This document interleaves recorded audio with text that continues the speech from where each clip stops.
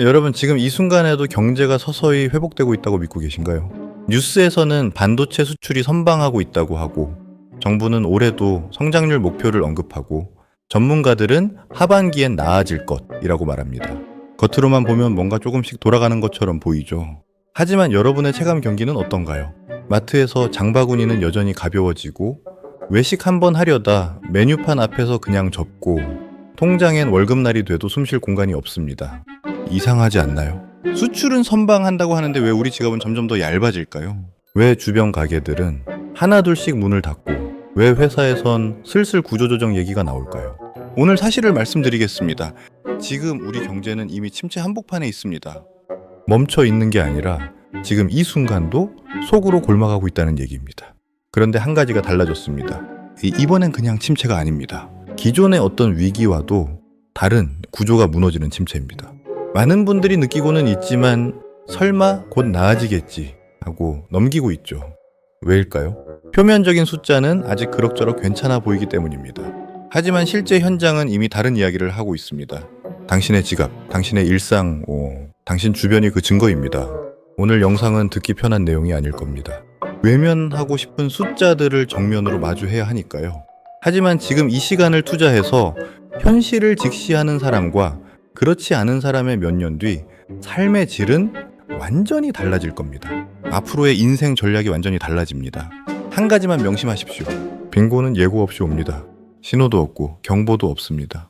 월급은 그대로인데 물가만 오르고 저축은 늘지 않는데 빚만 쌓이고 미래는 불안한데 대비할 여력은 없어지는 그 순간이 조용히 그러나 확실하게 찾아옵니다. 지금이 바로 그 순간의 초입입니다. 과거를 보면은 답이 있습니다. 위기가 올 때마다 두 부류의 사람이 나뉩니다. 파국을 맞은 사람과 그 파국에서 기회를 건져낸 사람입니다. 투자 세계에 오래된 원칙이 있죠. 남들이 겁에 질려 있을 때 사고, 남들이 흥분해 있을 때 판다, 자산 가격이 바닥을 찍을 때, 모두가 던지고 도망칠 때, 그때 현금을 준 사람이 판을 뒤집습니다. 지금은 그 공포가 시작되는 시점입니다. 부디 그 기회의 주인공이 되시길 바랍니다. 자, 그럼 차가운 숫자로 현실을 직시해 보겠습니다. 2024년 2분기 한국 경제는 마이너스 0.2%로 역성장했습니다. 3, 4분기에는 각각 0.1%로 겨우 플러스를 유지하는 데 그쳤죠. 사실상 제자리 걸음이었습니다. 2025년엔 반도체 수출 덕에 성장률 숫자가 소폭 올라가는 듯 보였습니다. 하지만 그 성장의 대부분은 반도체 수출 회복에서 나온 외형 성장이었고 우리 일상과 직결되는 내수는 여전히 꽁꽁 얼어붙어 있었습니다. 그리고 2025년 하반기 결정타가 날아왔습니다. 트럼프 행정부의 상호 관세 발동입니다.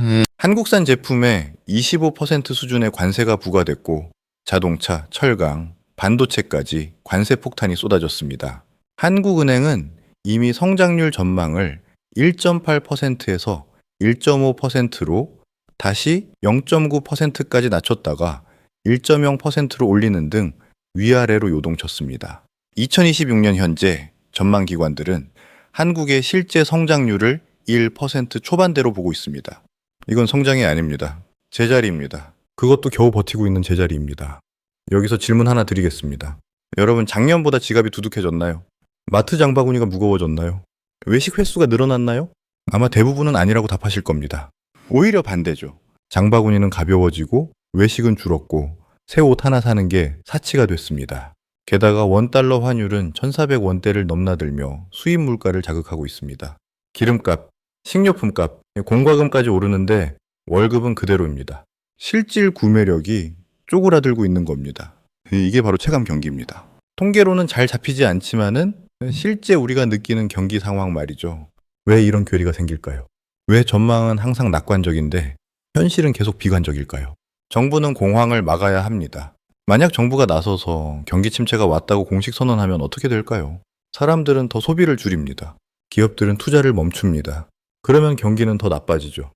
이걸 자기 실현적 예언이라고 합니다. 그래서 정부는 항상 조심스럽게 말합니다. 침체라는 단어 대신 일시적 조정, 구조적 전환이라고 포장하죠. 하지만 숫자는 거짓말을 하지 않습니다. 그리고 여러분의 지갑도 거짓말을 하지 않습니다. 이제 신호들을 하나하나 들여다볼 시간입니다. 경기를 읽는 지표는 크게 세 종류로 나뉩니다. 현재 경제 상황을 보여주는 동행지수, 지나간 경기를 확인하는 후행지수, 그리고 앞으로의 경기를 미리 가늠하는 선행지수입니다. 이 중에서 우리가 가장 주목해야 할 건 선행지수입니다. 식당을 운영한다고 생각해 보세요. 매출이 줄기 시작했을 때는 이미 늦은 겁니다. 하지만 예약이 줄어든다면은 그건 앞으로 매출이 떨어질 거라는 미리 보내는 신호입니다. 지금 한국의 선행지수는 불확실한 신호를 보내고 있고 동행지수는 부진한 모습입니다. 쉽게 말해 지금 경제는 굉장히 좋지 않다는 겁니다. 자, 이제 더 심각한 얘기를 해보겠습니다. 이번 침체가 왜 이전과 다른가? 외환위기 때는 1년 만에 소비가 반등했습니다. 코로나 때도 마찬가지였죠. 하지만 지금은 4년째 회복이 없습니다. 왜일까요?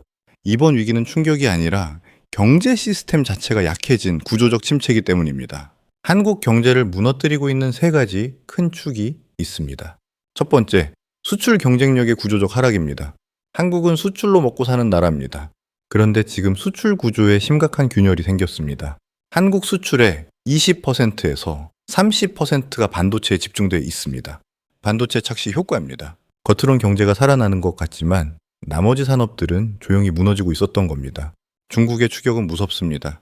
철강, 조선, 디스플레이, 배터리, 화학까지 중국이 빠른 속도로 따라잡고 있습니다. 그리고 여기에 더해 2025년부터 트럼프 행정부의 관세 정책이 한국 수출에 직격탄을 날렸습니다. 자동차, 철강에 25% 관세가 붙었고 반도체까지 규제가 묶이면서 대미 수출이 크게 흔들리고 있습니다. 이 상황에서 한국 기업들은 예전처럼 전 세계에 물건을 팔 수 없게 됐습니다. 수출이 구조적으로 약해지면은 기업 투자가 줄고 일자리가 줄고 소득이 줄고 소비가 위축됩니다. 이게 바로 구조적 악순환입니다. 두 번째, 감당할 수 없는 가계부채입니다. 한국의 가계부채는 GDP 대비 세계 최고 수준입니다. 문제는 단순히 빚이 많다는 게 아닙니다. 버는 돈보다 빚이 훨씬 더 빠르게 늘어났다는 겁니다. 예를 들어 3억 원을 대출받았다고 칩시다. 예전엔 한 달 이자가 60만 원 정도였는데 금리가 오르면서 지금은 130만 원에서 140만 원 가까이 내야 합니다. 고정지출이 2배 넘게 불어난 겁니다. 이렇게 되면 소비 여력이 남아날 리 없습니다. 줄이는 게 아니라 쓸 돈 자체가 없어지는 겁니다. 정부가 아무리 쿠폰을 나눠줘도 할인 행사를 해도 소용없습니다. 손에 쥔 돈이 없으니까요. 이게 바로 가계부채가 만든 내수 마비 상태입니다. 세 번째, 바닥을 드러낸 잠재 성장률입니다. 잠재 성장률이란 경제가 가진 기본 체력입니다. 2000년대에는 4% 안팎이었던 이 수치가 2010년대엔 3%로 2020년대엔 2% 이하로 떨어졌습니다. 최근 연구에서는 1%대 중반 혹은 그 이하라는 분석도 나오고 있습니다. 왜일까요? 인구가 줄고 고령화가 빠르게 진행되고 기업 투자가 위축됐습니다. 혁신이 멈추면은 생산성이 떨어지고 생산성이 떨어지면 성장률도 떨어집니다. 정부가 아무리 돈을 풀어도 예전처럼 경제가 살아나지 않는 이유가 바로 이겁니다. 연료를 아무리 채워도 시동이 걸리지 않는 엔진과 같습니다. 성장 자체가 고착되고 있다는 뜻입니다. 그렇다면 이 침체가 우리 삶에 어떤 영향을 미칠까요? 먼저 직장입니다. 매출은 정체되거나 줄고 신규 프로젝트는 없고 보너스는 깎이고 구조조정 얘기가 나옵니다. 만약 당신이 구조조정 대상이 된다면 새 직장을 찾을 수 있을까요? 쉽지 않습니다. 특히 40대, 50대에 한번 밀려나면 예전 연봉, 예전 대우를 받는 재취업은 사실상 불가능합니다. 그게 바로 가난의 시작입니다. 자영업은 더 힘듭니다. 편의점, 카페, 치킨집, 무엇을 하든 손님은 줄고 경쟁은 치열해지고 마진은 남지 않습니다. 하루 12시간씩 주말도 없이 일했는데 알바생보다 적게 가져가는 게 냉혹한 현실입니다. 그리고 이건 남의 이야기가 아닙니다. 이미 당신 주변에서 벌어지고 있는 현실입니다. 자산은 어떻게 될까요? 부동산부터 봅시다. 여기서 반드시 짚고 넘어가야 할 점이 있습니다. 부동산은 이제 서울 수도권과 지방이 완전히 다른 나라 이야기가 됐습니다. 지방은 이미 집값이 폭락하고 있습니다. 팔려고 내놓아도 안 팔리고 살 사람이 없습니다. 반면은 서울 일부 지역은 여전히 수요가 버텨주는 모습을 보입니다. 그러나 착각하시면 안 됩니다. 인구가 줄고 고령화가 진행되고 소득이 안 느는 상황에서 전국적인 집값 상승은 구조적으로 불가능합니다. 수도권조차 유동성이 줄고 금리가 올라가는 순간 집을 사줄 사람이 사라지는 공포를 맞게 됩니다. 주식도 마찬가지입니다. 경기가 나빠지면 기업 실적이 악화되고 장기적으로는 하락할 가능성이 큽니다. 결국 지금은 모든 자산이 위험합니다. 정부는 어떻게 대응할까요? 돈을 풀겠죠. 재정을 확대하고 금리를 낮추고 규제를 완화하고 온갖 정책을 동원할 겁니다. 하지만 과연 이번에도 효과가 있을까요? 이미 내성이 생길 대로 생겼는데 말이죠. 오히려 돈을 많이 풀면은 부작용이 반드시 따라옵니다. 인플레이션이 발생하고 원화 가치가 떨어지고 환율은 더 오르고 국가 부채는 더 빠르게 늘어납니다. 이건 역사가 증명하는 예외 없는 공식입니다. 그렇다면 우리는 어떻게 해야 할까요? 속수무책으로 당해야 할까요? 아닙니다. 준비할 수 있습니다. 그리고 준비한 사람만이 살아남습니다. 어떻게 살아남을 것인가? 첫째, 자산 구조를 다시 짜야 합니다. 위험을 한 곳에 몰아두지 마십시오. 부동산에만 올인했다면 지금이라도 분산하십시오. 현금 확보는 필수고 달러나 금 같은 안전 자산도 필요합니다. 특히 지금처럼 원화 가치가 흔들리는 상황에서 달러 자산은 단순한 투자가 아니라 방어 수단입니다. 집값이 오를 거라는 기대는 내려놓으세요. 대신 빚을 줄이는 데 집중하십시오. 빚이 많으면 금리 변동이나 소득 감소에 취약해집니다. 지금 당장은 버틸 수 있어도 위기가 오면 버티지 못합니다. 둘째, 소득원을 다변화하십시오. 수입이 한 곳에서만 들어온다면 그건 위기 상황에서 치명적입니다. 직장 하나에 생계 전체를 걸어두는 구조는 이제 너무 취약합니다. 추가 수입을 만드십시오. 시장에서 팔 수 있는 기술을 갖추십시오. 디지털 환경에서 수익을 만들 수 있는 루트를 찾으십시오. 단일 수입에 기대는 시대는 지났습니다.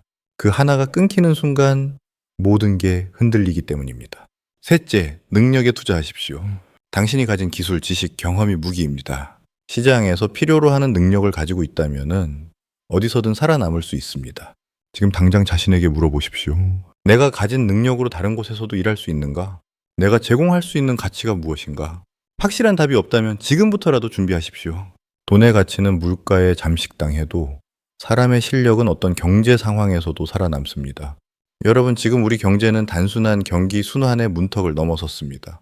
수출 경쟁력 약화, 가계부채, 잠재 성장률 하락이라는 세 가지 구조적 문제가 동시에 작용하고 있습니다. 여기에 트럼프 관세라는 외부 충격과 환율 불안까지 더해졌습니다. 정부와 언론은 희망적인 메시지를 계속 내보내고 겉으로는 괜찮아 보이지만 당신의 지갑은 알고 있습니다. 뭔가 잘못됐다는 걸요. 이제 선택의 시간입니다. 계속 모른 척 할 건가요? 아니면 준비할 건가요? 위기는 준비된 자에게는 기회가 되지만 준비하지 않은 자에게는 재앙이 됩니다. 자산을 분산하고 빚을 줄이고 현금을 확보하십시오. 소득원을 다변화하고 새로운 능력을 키우십시오. 이게 당신이 지금 할 수 있는 최선입니다. 앞으로 몇 년은 힘든 시기가 될 겁니다. 많은 사람들이 고통받을 거예요. 직장을 잃고 사업이 망하고 꿈을 포기하는 사람들이 늘어날 겁니다. 하지만 그 속에서도 살아남는 사람들이 있을 겁니다. 준비한 사람들이죠. 위기를 미리 알아챘고 대비했고 흔들리지 않는 기반을 만든 사람들입니다. 당신도 그런 사람이 될 수 있습니다. 아니, 되어야 합니다. 경기 침체는 피할 수 없습니다. 하지만 어떻게 대응할지는 선택할 수 있습니다. 마지막으로 하나만 기억하십시오. 지금 이 침체는 이미 우리 삶 깊숙이 들어와 있습니다. 사람들이 실감하지 못하는 이유는 하나입니다. 지표라는 포장지가 진짜 현실을 가리고 있기 때문입니다. 하지만 이제 당신은 그 포장지 너머를 봤습니다. 경제라는 전쟁터에서 제대로 아는 사람만이 살아남을 수 있습니다. 여러분의 체감 경기는 어떠신가요? 댓글로 공유해 주세요. 시청해 주셔서 감사합니다. 빠른 정보를 원하시면 구독과 좋아요 부탁드립니다. 영상 제작에 큰 힘이 됩니다.